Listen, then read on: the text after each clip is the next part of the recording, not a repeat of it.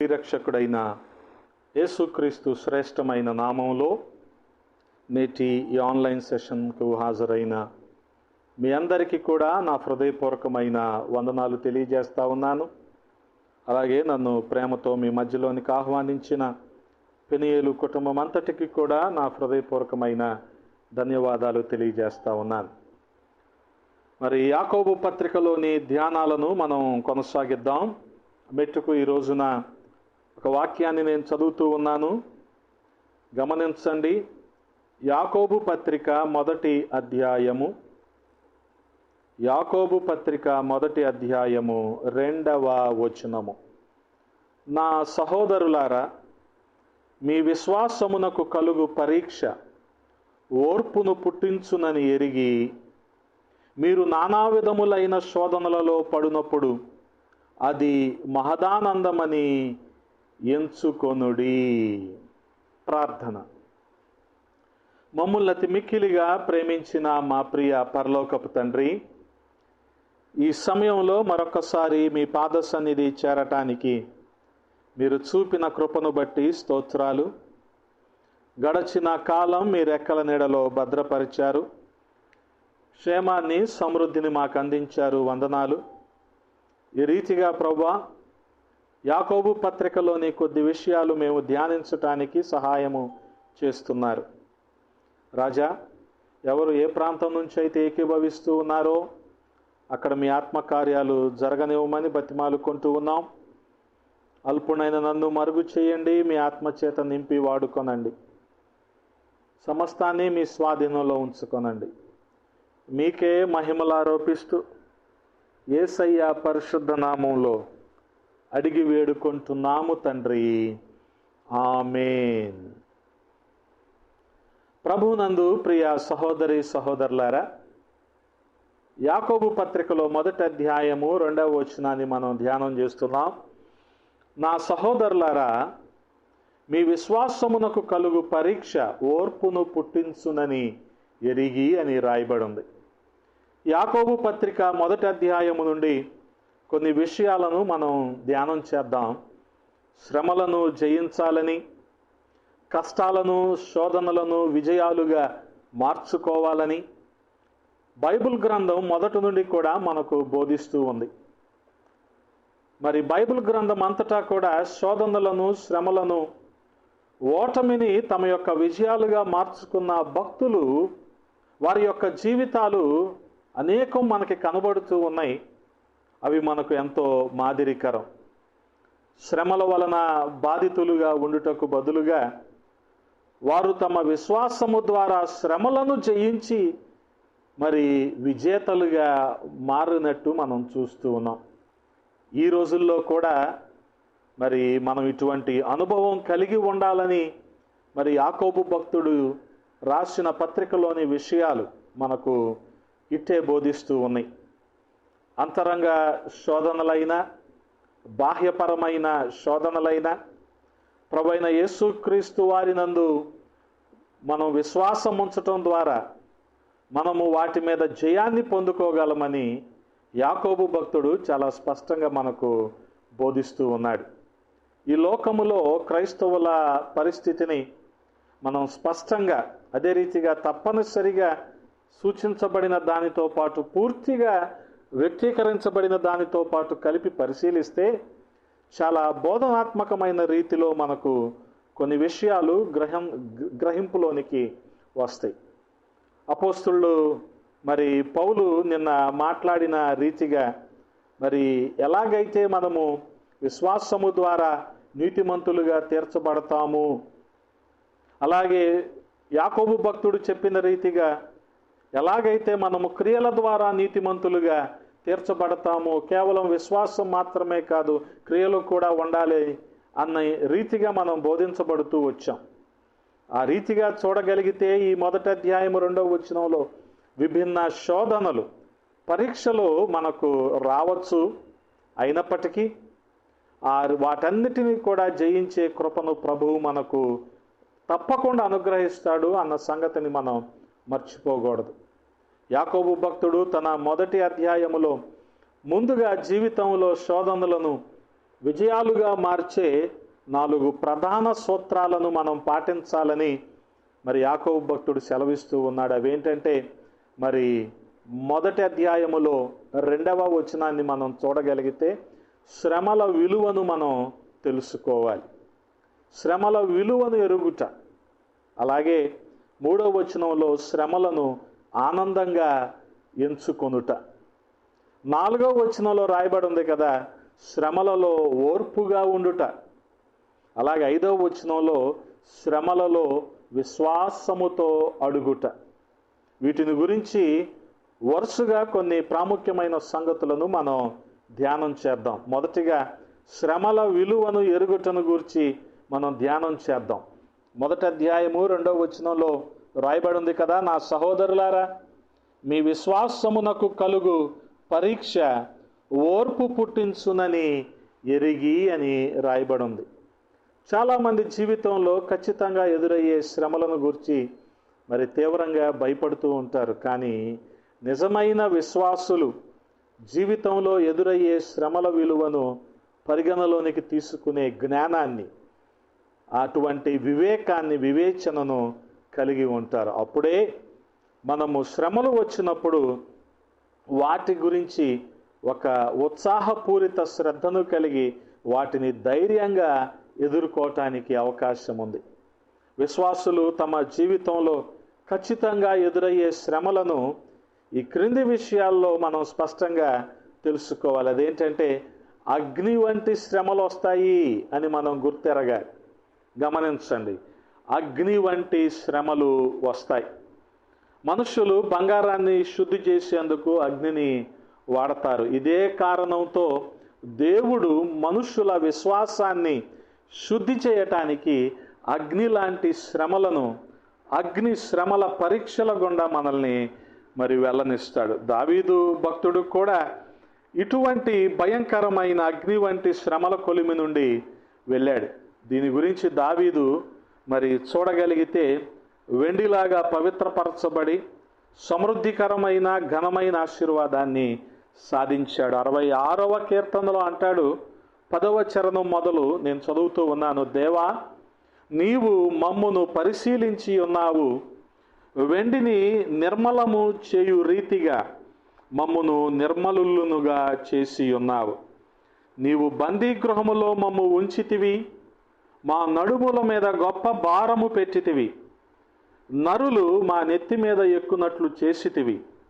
మేము నిప్పులలోనూ నీళ్లలోనూ పడితిమి, అయినను నీవు సమృద్ధి గల చోటికి మమ్ము రప్పించి ఉన్నావు. గమనించండి, అటువంటి అగ్ని శ్రమలు, అగ్ని వంటి శ్రమలు వస్తాయని మనం గుర్తెరిగి వాటిలో కూడా ప్రభువారు మనకి జయమిస్తారు అన్న నిరీక్షణ కలిగి మన విశ్వాస ప్రయాణములో మనము ముందుకు వెళ్ళాలి. అదే రీతిగా ప్రియ సహోదరి సహోదరులారా, శ్రమలు మన విశ్వాసాన్ని పరీక్ష చేస్తాయని మనం గుర్తెరగాలి. శ్రమల ద్వారా మన విశ్వాసము పరీక్షించబడినప్పుడు మన జీవితంలో నుండి అత్యుత్తమమైనవి బయటకు రాగలవని మనము ఎరగవలసిన వారమై ఉన్నాం.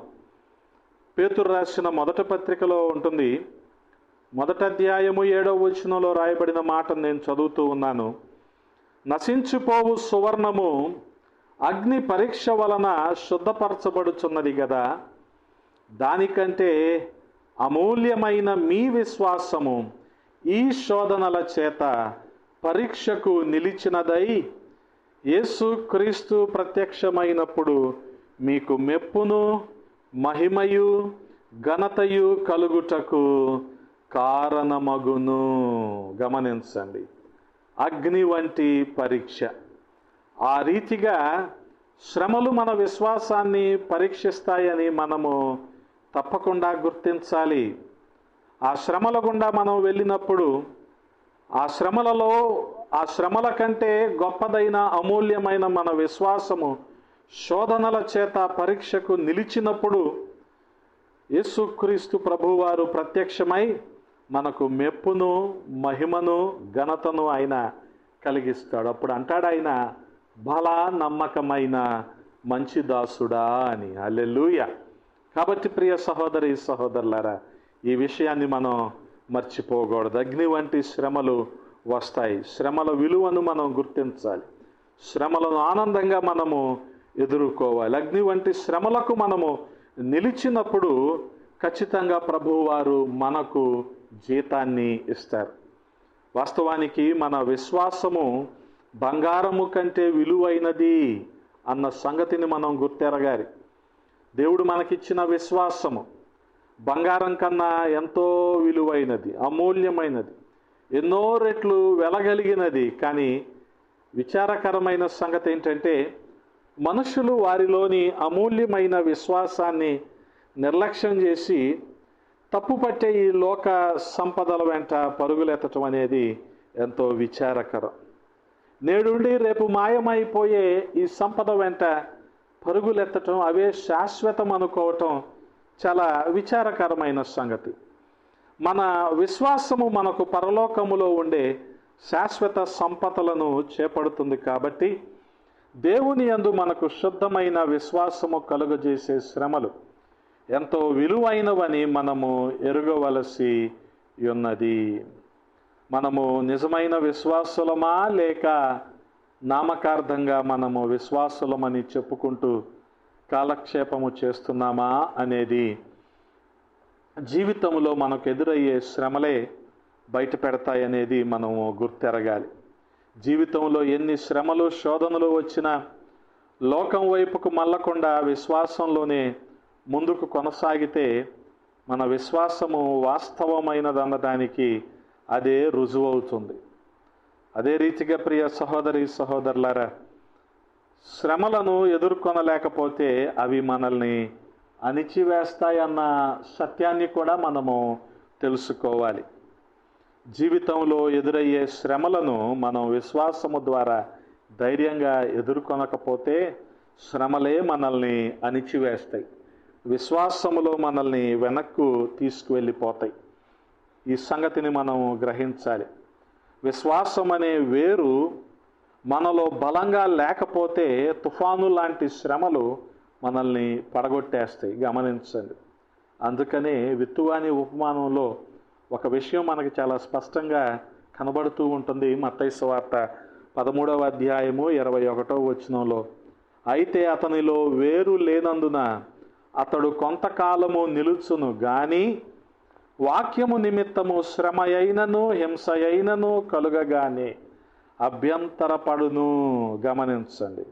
వాక్యము విషయములో శ్రమ కానీ హింస కానీ కలుగగానే అభ్యంతర పడతారు. ఎందుకని? అల్ప విశ్వాసము కాబట్టి. ఈజీ కోజీ లైఫ్ అయితే ఓకే, కానీ ఇటువంటి ట్రిబులేషన్స్ ఎవరికి ఇష్టం ఉండవు. గమనించండి కదా. ప్రతివారు ఈ రోజున కోరుకునేది ఏంటంటే మరి ప్రాస్పెరిటీ, బ్లెస్సింగ్. కానీ శ్రమలను ఎదుర్కోవటం ఎవరికి ఇష్టం ఉండదు. శ్రమలను ఫేస్ చేయటం ఎవరికి నచ్చదు. అందుకనే గమనించండి, వాక్యము నిమిత్తము శ్రమ అయినను హింస అయినను కలుగగానే అభ్యంతరపడును. 22వ వచనం కూడా చదువుతూ ఉన్నాను. ముండ్ల పొదలలో విత్తబడిన వాడు వాక్యము వినువాడే గాని ఐహిక విచారమును ధనమోహమును ఆ వాక్యమును అణిచివేయును గనుక వాడు నిష్ఫలుడగును. గమనించండి.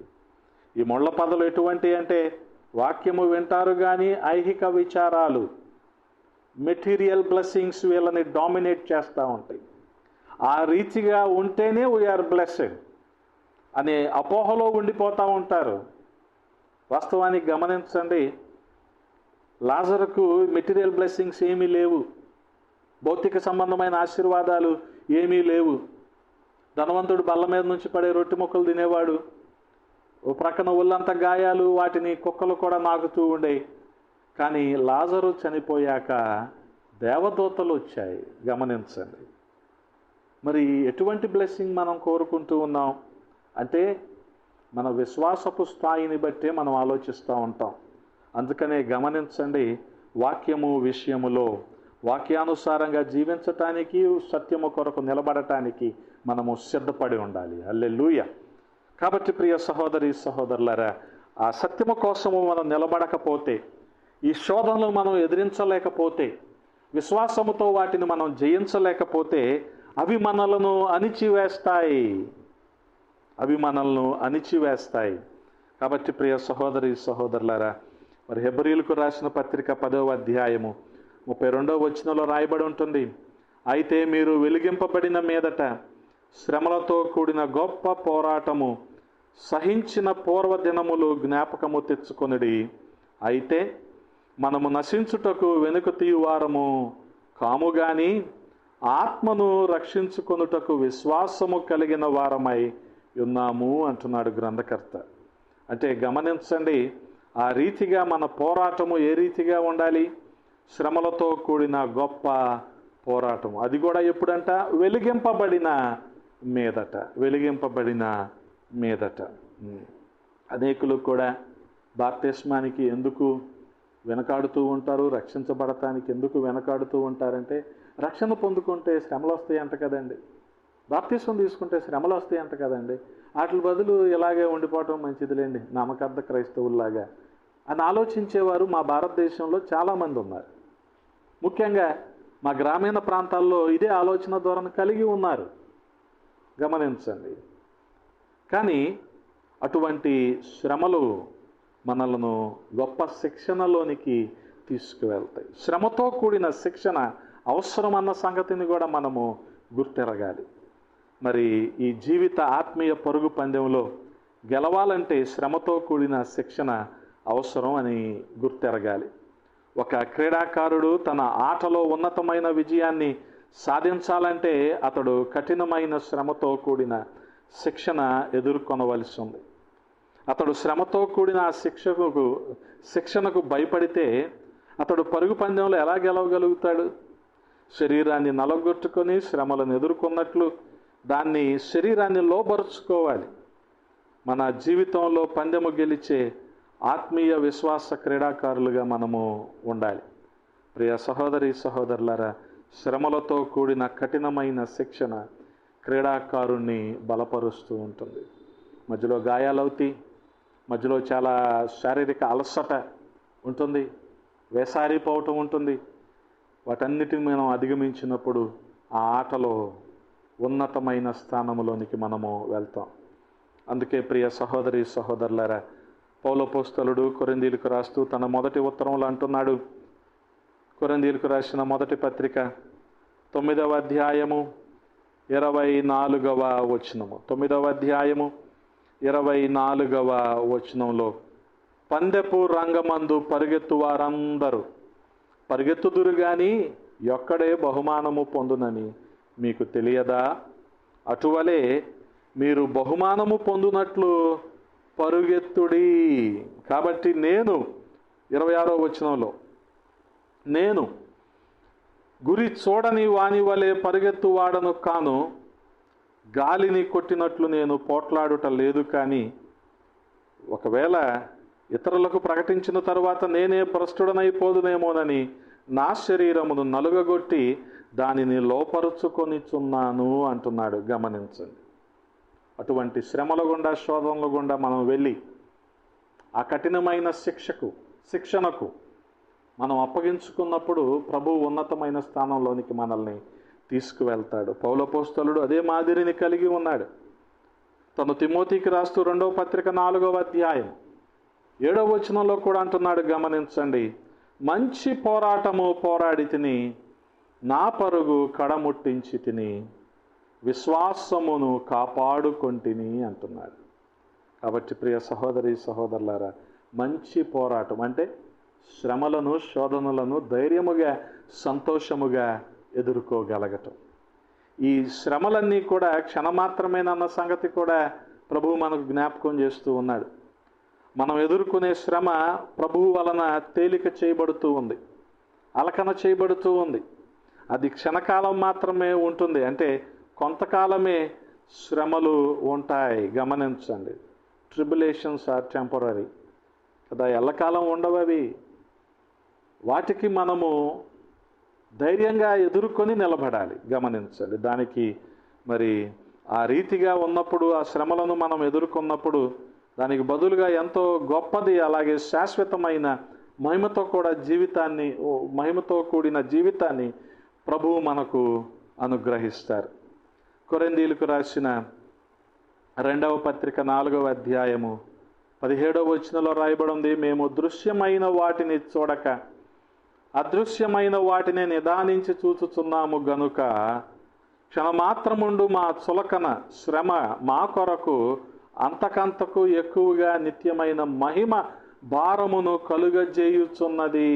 గమనించండి కదా, క్షణమాత్రముండే శ్రమ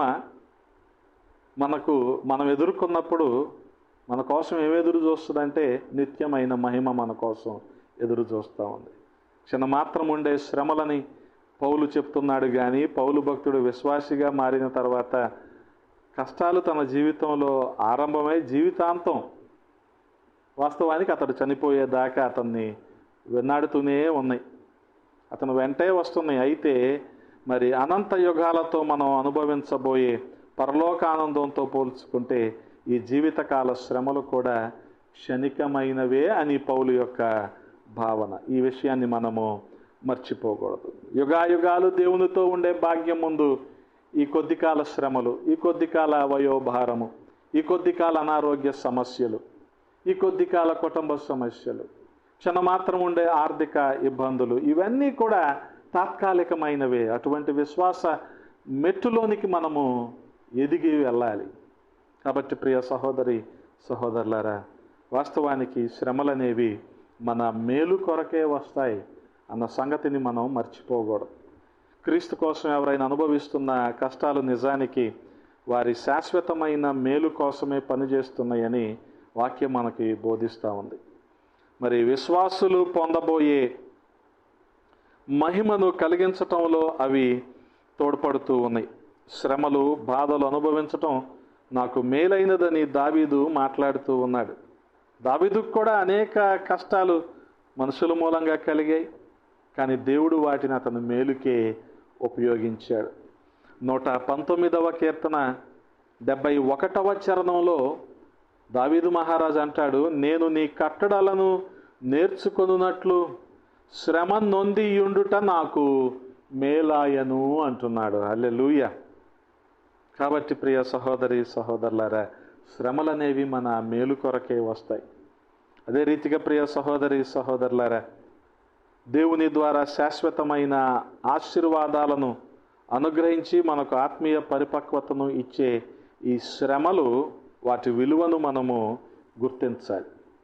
నాకే ఎందుకు వచ్చింది శ్రమ అనుకోకూడదు. దీని వెనక దేవుని ఉన్నతమైన ప్రణాళిక ఏదో ఒకటి దాగి ఉంది. ఈ సంగతిని మనము మర్చిపోకూడదు. కాబట్టి ప్రియ సహోదరి సహోదరులారా, పౌలు తనకు వచ్చిన శ్రమలన్నిటినీ, కష్టాలన్నిటినీ ఎందుకు సహనంతో భరించగలిగాడంటే అవన్నీ అతని దృష్టిలో చులకనగా, క్షణికంగా ఎందుకున్నాయంటే దేవుడిచ్చే ఆధ్యాత్మిక జ్ఞానము ద్వారా కంటికి కనిపించని పరలోక రాజ్యపు ఆశీర్వాదాలపై పౌలపోస్తలుడు దృష్టి నిలిపాడు. ఆ నిరీక్షణ కలిగి ఉన్నాడు గనుకనే ఇవన్నీ అతనికి చాలా స్వల్పంగాను, చాలా సునాయాసంగాను అనిపించినాయి. దేవుని అదృశ్యమైన శాశ్వతమైన ఆశీర్వాదాలను, వాస్తవాలను మనకు తెలిపేది శ్రమల ద్వారా మాత్రమే. శ్రమల ద్వారా పరీక్షింపబడిన మన విశ్వాసము మాత్రమే. కాబట్టి శ్రమలు జీవితంలో వచ్చినప్పుడు వాటి విలువను మనం గ్రహించి ధైర్యముగా వాటిని విశ్వాసముతో ఎదుర్కోవాలి. ఇదే విషయాన్ని పౌలు అనేక సందర్భాల్లో మనకు బోధిస్తూ వచ్చాడు. ఇక్కడ మెట్టుకు మొదటి అధ్యాయము, యాకోబు పత్రికలోని మొదటి అధ్యాయము 2వ వచనంలో కూడా మరి యాకోబు భక్తుడు బోధిస్తూ ఉన్నాడు. కాబట్టి ప్రియ సహోదరి సహోదరులారా, ఈ శ్రమలన్నీ కూడా మనకు పరలోక రాజ్య ఆనందాన్ని కలిగించటానికే, ఉన్నతమైన ఆశీర్వాదాలను కలిగించటానికే అని మనము గుర్తెరగాలి. కాబట్టి శ్రమల విలువ ఎరుగునట్టి కృప దేవాది దేవుడు మనందరికీ సమృద్ధిగా దయచేయునుగాక. ఆమేన్.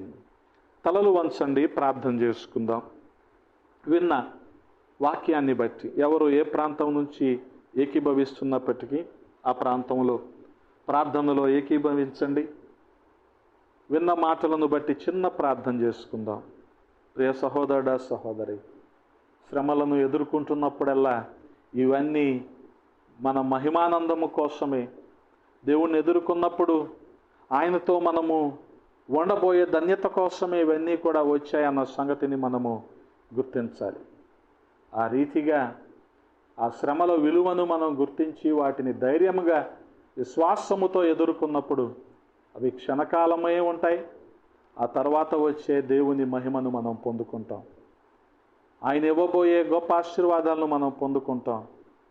ఆ రీతిగా అటువంటి కృప ప్రతి ఒక్కరికి దేవుడు అనుగ్రహించునుగాక. చిన్న ప్రార్థన చేసుకుందాం. పరిశుద్ధుడా, ప్రేమ కలిగిన తండ్రి, ఈ సమయంలో కొద్ది మాటలు ధ్యానించటానికి కృపనిచ్చారు. రాజా, శ్రమల విలువను ఎరిగి మేము వాటిని విశ్వాసముతో ఎదుర్కొని శాశ్వత ఆనందమైన పరలోక రాజ్యములో మేము స్థానము సంపాదించే భాగ్యాన్ని మా అందరికీ దయచేయండి. విన్న వాక్యాన్ని బట్టి మా హృదయంలో కార్యాన్ని జరిగించండి. ఎవరు ఏ ప్రాంతం నుంచి అయితే ఏకీభవిస్తూ ఉన్నారో వారిలో ప్రభువా మీ ఆత్మకార్యాలు మెండుగా జరగనివ్వమని బతిమాలుకుంటూ ఉన్నాం. ఈ ఆన్లైన్ సెషన్ నిమిత్తం ప్రయాసపడుతున్న వారందరినీ అయినా మీరు దీవించి ఆశీర్వదించండి. మీ కృపకు అప్పగించుకుంటూ ఉన్నాం. ఈ రీతిగా ప్రభువా మీ చిత్తమైతే మరొక ధ్యానములో మేము కలుసుకునే భాగ్యాన్ని దయచేయమని యేసయ్య పరిశుద్ధ నామంలో అడిగి వేడుకుంటున్నాము తండ్రి. ఆమేన్.